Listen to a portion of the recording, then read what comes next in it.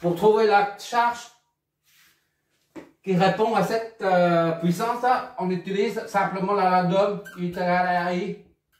Et par conséquent, R est égal à I sur I. R, on raccorde au borne dB. Donc, c'est la tension VDB efficace. VDB efficace sur I qui traverse, c'est ICD efficace. Efficace, donc, est égal à VDB, c'est 480 divisé par 100. Efficace. Ça, c'est 100 racine de 2 en amplitude. Donc, efficace, c'est ça. Finalement, R est égal à 4,8 ohms. Pour S est égal à 48 kVA. Voilà, c'est terminé. Tu regarderas la simulation que moi je vais faire. Je ne vais pas encore faire. L'autre exercice, je l'ai déjà fait, mais là, je ne sais pas encore faire. Tu regarderas le résultat des simulations, d'accord? Pour résumer,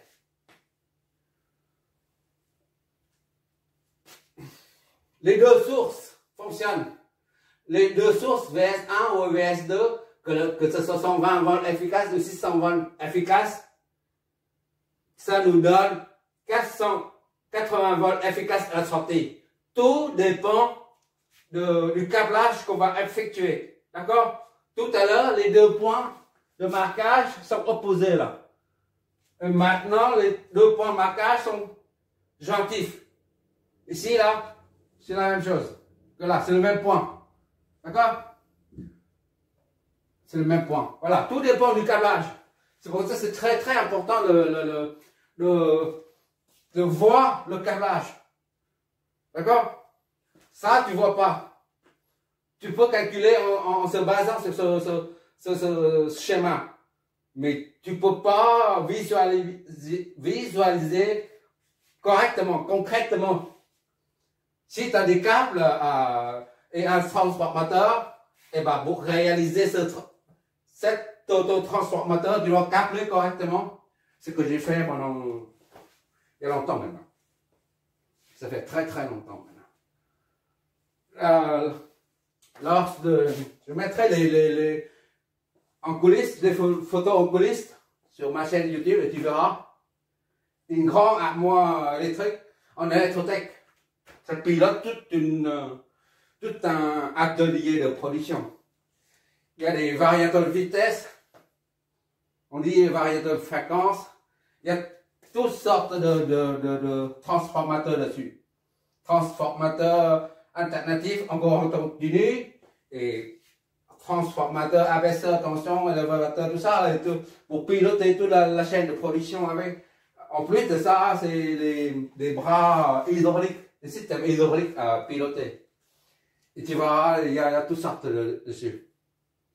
Pour l'instant, bon, ça c'est le deuxième exercice. Je crois que tu as bien maîtrisé le truc. Maintenant, le prochain exercice, c'est le sixième. À partir du sixième, on va analyser, on fera une analyse approfondie.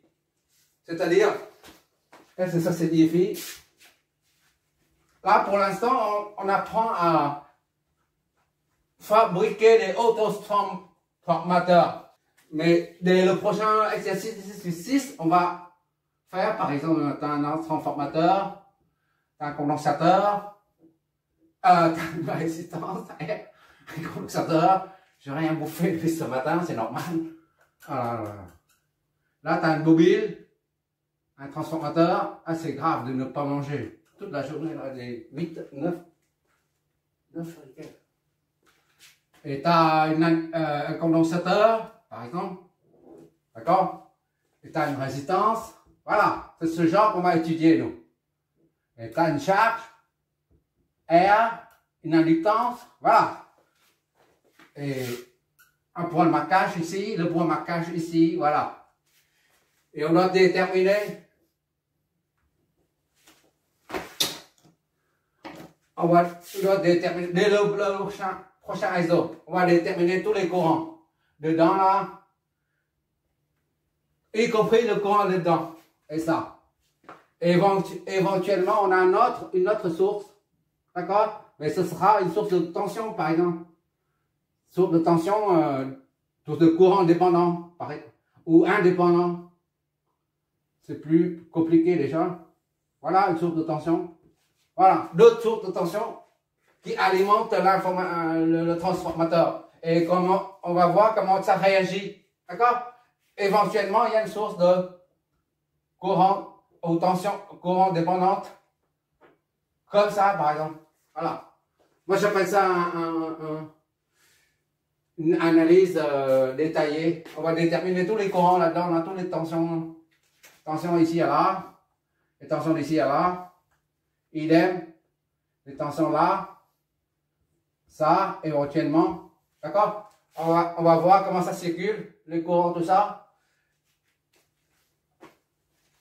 Bon, le prochain exercice. Et les aléas à découpage. On verra ça le moment venu. Merci d'avoir regardé. Tu regarderas le résultat sur les simulations. Merci.